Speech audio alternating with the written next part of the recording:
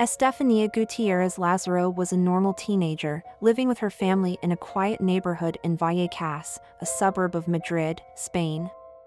She was kind, friendly, and loved by everyone who knew her.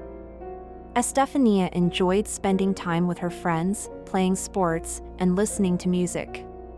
Her life was typical for a girl her age until 1990, when everything changed. One night, Estefania and her friends decided to experiment with an Ouija board. They wanted to contact the spirit of a classmate who had recently died in a motorcycle accident. They gathered in a dimly lit room, lit candles, held hands, and began to ask questions. At first, nothing happened. The friends giggled nervously, doubting anything would occur. But then, the planchette began to move on its own. The girls were shocked and scared. They tried to stop, but it was too late. A dark presence had entered the room. Estefania felt a cold wind blow through the room. The candles flickered, and a dark shadow appeared in the corner. It was then that Estefania started to feel a strange sensation, a burning in her chest, as if something evil had entered her body. The sound of heavy breathing and whispers filled the air, making the atmosphere even more chilling. Her friends screamed and ran out of the room, leaving Estefania behind, frozen in fear. After that night, Estefania's life changed forever. She began to experience terrifying visions and hear strange voices. Her parents, Concepcion and Maximo, noticed that she was becoming increasingly withdrawn and scared. Estefania told them that she saw dark figures and heard whispering voices calling her name.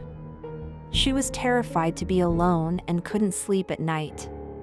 The once cheerful and vibrant girl was now a shadow of her former self, gripped by fear and anxiety.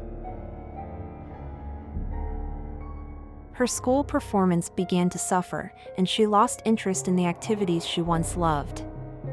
Her parents took her to doctors and psychologists, but no one could explain what was happening to her. They ran numerous tests, but all the results came back normal. Estefania's condition baffled the medical professionals. The family grew desperate as her health continued to decline. Estefania suffered from convulsions and fits of rage, her body often contorting in unnatural ways. She described the sensation as if something was trying to take control of her. Sometimes, she would speak in a voice that was not her own, saying things that made no sense to her family. The situation grew worse with each passing day. Estefania's family tried everything to help her, but nothing seemed to work. They sought help from spiritual healers and priests, hoping for some relief. Despite their efforts, Estefania's condition did not improve.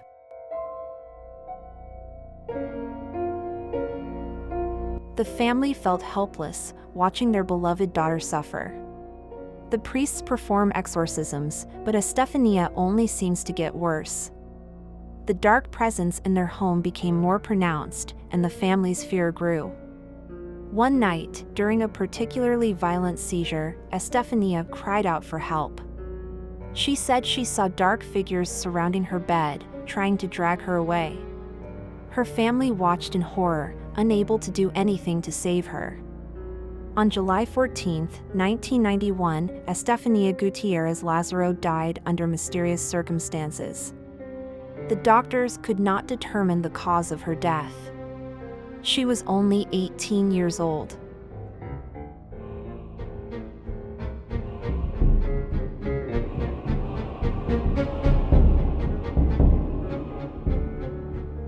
The official cause was listed as pulmonary asphyxia, but it did little to explain the series of events leading up to her death. Her sudden passing left a void in the family that could never be filled. Her family was devastated. They believed that Estefania had been possessed by an evil spirit and that it had ultimately taken her life. But the horror did not end with her death. After Estefania's death, strange and terrifying events continued to plague her family.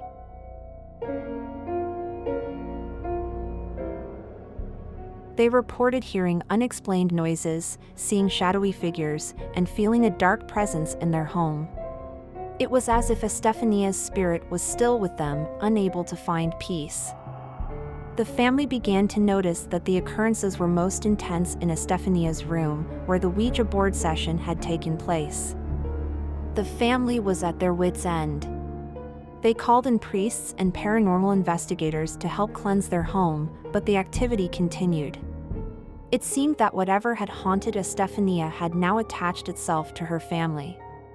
Despite their efforts, the dark presence remained. The family lived in constant fear, unable to escape the nightmare that had begun with a simple game of Ouija. Concepcion and Maximo became increasingly exhausted and distressed, unsure how to protect their remaining children from the unseen forces. Doors would open and close on their own, objects would move inexplicably, and the sounds of disembodied voices filled the air. Concepcion, Estefania's mother, often felt a cold, unseen hand touch her or heard whispers that sounded like her daughter's voice.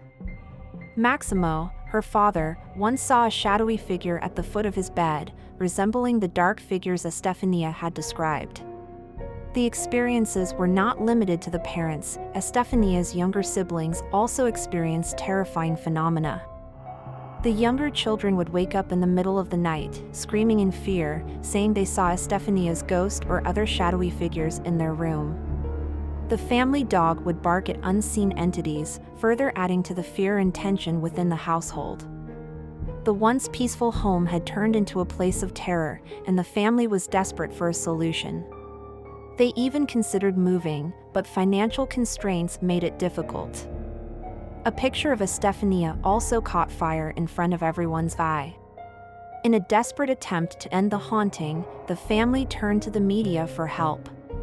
They shared their story with a local television program, hoping to find someone who could offer a solution. Paranormal investigators visited their home, documenting the strange occurrences. They captured unexplained voices and shadowy figures on camera, confirming the family's claims. Despite these findings, the paranormal activity did not cease. The investigators suggested various rituals and protections, but nothing seemed to provide lasting relief.